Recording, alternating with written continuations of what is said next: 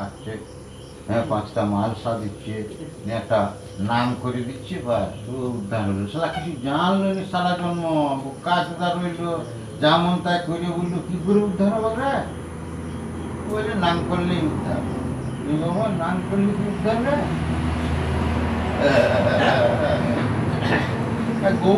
গৌরাঙ্গ সেরকম এসেছিল, তুই সে বলে দিয়ে গেল নাম করলেই হলো, সারা শিখে গেল, আর কই উদ্ধার কই কারণ, যার যা স্বভাব তার স্বভাবগুলোই গেল না। সাধু গুরুর কাছে আসলে বলছে কানা খোড়া মেরে এসো সাধুর নিকটে, তোমার ভিতরের ওই কানা কাম ক্রোধ লোভ মদ মোহ মৎসর্য আমিত্ব অহংকার ওইগুলোকে মেরে সাধুকে সেগুলো দাও, তবে তোমার প্রণাম করা ঠিক হলো।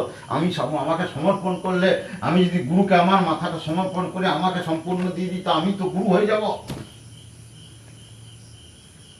সেই মালগুলো নিচ্ছি আমি, সেই মালগুলো নিয়ে সেই যখন গুরুর মতন গুরু হয়ে গেলাম, তো আমি সে তো যায় নাই। ভক্ত বড় শক্ত কথা, গুরু রইল বসে, গাছের ফলটি গাছেই রইল, গোটা পড়ল খসে। সেই জিনিস থেকেই গেল। কত সুন্দর বুঝোয় আমি।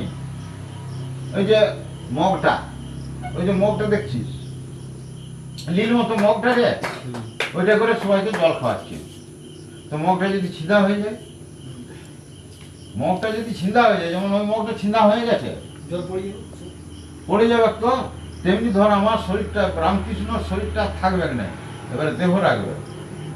তো কি করলাম, ওই জলটা তখন দিতে হবে, চিন্তা হয়ে গেছে, ওটাকে ভালো নতুন মগে দিলাম। নতুন মগটার চেহারাটা খেয়ে না বিবেকানন্দ, মানে রামকৃষ্ণ যে ইয়েটা পুরো বিবেকানন্দ, সেই মালটা, জ্ঞানটা, সেই রামকৃষ্ণের ভিতরে যা ছিল সেই মালটা বিবেকানন্দ দিলে।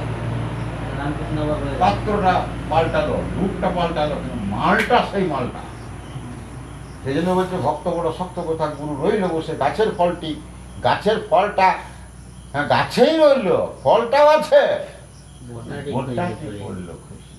কেমন কথা, মানে শরীরটি ফুটে, তাই তো? হ্যাঁ এই সবাই যাতে এই ফলটা ধরেছিল সেই শরীরটা গেল, যে রামকৃষ্ণকে আমরা পাচ্ছিলাম সেই শরীরটা গেল, কিন্তু তার জ্ঞান গুণ শিক্ষা সবই তার কাছে রয়েছে। বিবেকানন্দ ব্রহ্মানন্দ, হ্যাঁ সবাইকে কাছে 12টা শিষ্যের কাছে আছে। বিবেকানন্দ বাহাদুর লয়, আর আরো 11 জন বাহাদুর ছিল, তাদেরও তো নাম হয় না। আমেরিকা গেছিল এরা, কেউ পাকিস্তানে, ব্রহ্মানন্দ গেছিল পাকিস্তানে, শারদানন্দ গেছিল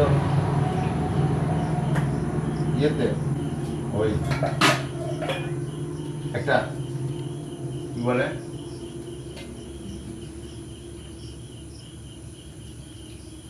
কি বলে রে